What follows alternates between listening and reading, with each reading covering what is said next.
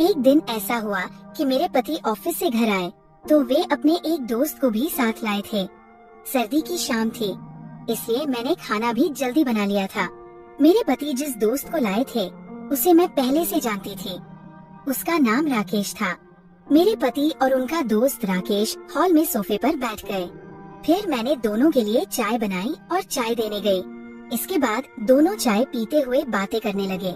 लगभग 1 घंटे बाद मेरे पति ने कहा, काजल, आज राकेश हमारे घर ही रुकने वाला है, तो खाना लेकर डाइनिंग टेबल पर आ जा। मैंने कहा, ठीक है, अभी खाने की तैयारी कर देती हूँ। और दोस्तों, मेरा नाम काजल है, आपको तो पता नहीं होगा, इसलिए बता दिया।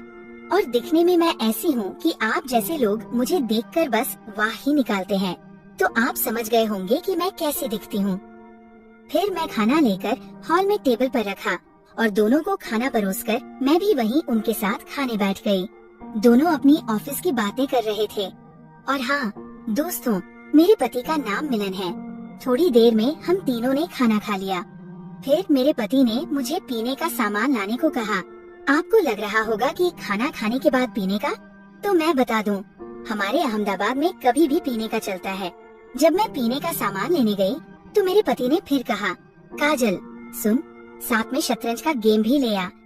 मेरे पति और उनके दोस्त को शतरंज खेलना बहुत पसंद था, तो मैं सब कुछ लेकर आई। फिर उन्होंने कहा, जा अब एक चादर भी ले आ और यहाँ बिछा दे। मैंने चादर लाकर हॉल में नीचे बिछा दी। फिर दोनों वहाँ बैठकर पीने लगे और साथ में शतरंज खेलने लगे।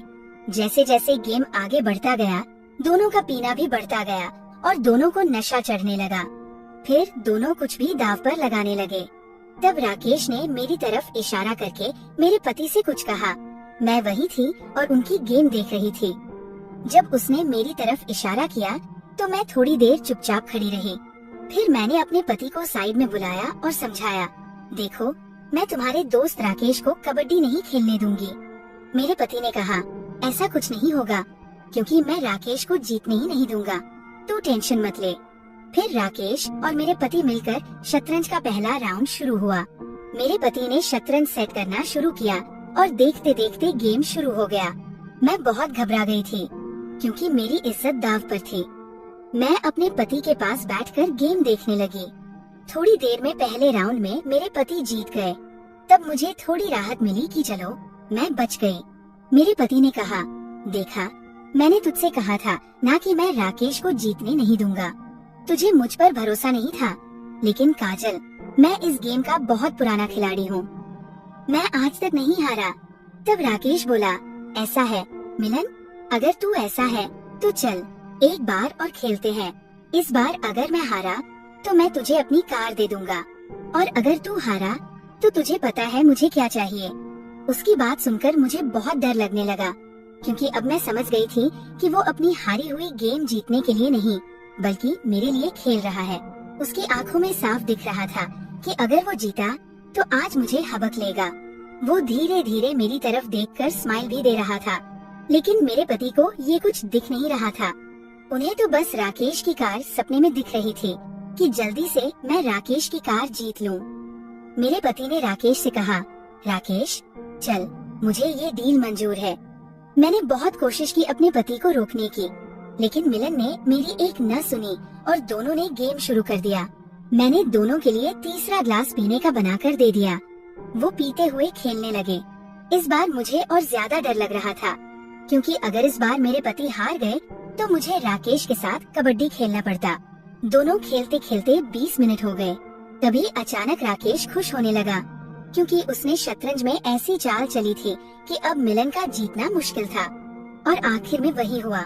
मिलन उदास होने लगा और वो हार गया। राकेश जीत गया।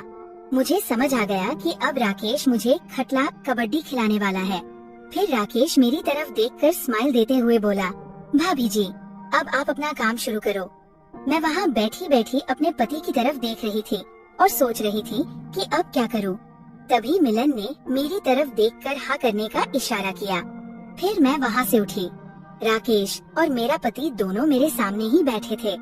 फिर मैं धीरे धीरे सब खोलने लगी। तभी मुझे अचानक याद आया कि मेरे वॉलीबॉल तो अंदर से वैसे ही हैं। मैं उन्हें कवर पहनाना भूल गई थी, तो मैं अपने रूम की तरफ जाने लगी। तभी राकेश ने मुझे रोक लिया और कहा, भाभी आप अंदर कहाँ जा रही हैं? पहले काम तो पूरा करो। मैंने राकेश से कहा, बस 2 मिनट में आती हूँ। मेरा वॉलीबॉल का कवर रूम में पड़ा है, उसे ले आती हूँ। उसने कहा, ठीक है, लेकिन जल्दी वापस आना। फिर मैं रूम में गई, अपने वॉलीबॉल को कवर पहनाया और वापस आ गई। मुझे बहुत शर्मिंदगी महसूस हो रही थी कि आज मुझे मेरे पति की वजह से राकेश के साथ कबड्डी खेलना पड़ेगा। जब मैं उनके पास आई तो मेरे पति ने मुझे आंखों के इशारे से पूछा, वॉलीबॉल को बादाम का कवर पहनाया? मैंने भी इशारे से हाँ कर दी। तभी राकेश ने मेरे पति से पूछा, अरे मिलन, तुम दोनों क्या बातें कर रहे हो? मैंने इशारा करके तब राकेश को कहा कि कुछ नहीं, वो तो बस ऐसे ही। तो मैंने उससे कहा, ठीक है भाभी, अब आप तैयारी करो। और धीरे धीरे करके मैं उसके सामने सिर्फ वॉलीबॉल और बादाम के कवर में ही खड़ी थी। मुझे बहुत ही शर्मिंदगी महसूस हो रही थी और राकेश तो मुझे देखे जा रहा था, लेकिन मैं कुछ कर भी नहीं सकती थी। मैंने अपनी आंखें नीचे झुका ली। तभी मेरे पति ने कहा, काजल, एक ग्लास पीने का तो बना। तो मैंने दोनों को एक एक ग्लास दिया और ये उनका चौथा ग्लास था और वो दोनों उसे भी पी गए। इसके बाद राकेश बोला, यार मिलन, मुझे ये अच्छा नहीं लग रहा कि भाभी जी मेरे सामने इस हालत में खड़ी है। मैं चाहता हूँ कि भाभी जी पहले जैसे तैयार होकर बैठ जाए, लेकिन हाँ, इसके लिए एक चेस का गेम खेलना पड़ेगा। मिलन, अगर अब तू हार गया तो अब तो भाभी को वॉलीबॉल का कवर, बादाम का कवर, सब कुछ उतारना होगा। दोनों को पूरी तरह नशा चढ़ गया था और मेरे पति को तो बिल्कुल होश ही नहीं था। उन्हें अब पीने की वजह से नींद भी आ रही थी। तभी राकेश बोला, देख मिलन, अगर तू जीत गया तो मैं अभी तेरे अकाउंट में 50,000 रुपए डाल दूंगा। उसकी ऐसी पैसे की शर्त सुनकर मेरे पति मान गए, लेकिन मुझे मिलन पर बहुत गुस्सा आया क्योंकि वो अब खेलने की हालत में भी नहीं था। फिर भी गेम शुरू हो गया। थोड़ी देर गेम खेलने के बाद मैंने देखा कि मेरे राकेश जी खुश हो रहे थे, तो मैं समझ गई कि वो जीतने वाले हैं। फिर मैंने भी गुस्से में ही एक ग्लास पी लिया ताकि मुझे शर्म न आए और मैं अपनी बेइज्जती सहन कर सकूं। फिर 15 से 20 मिनट बाद उनकी चेस की गेम खत्म हुई और इस बार भी राकेश जीत गया। उसने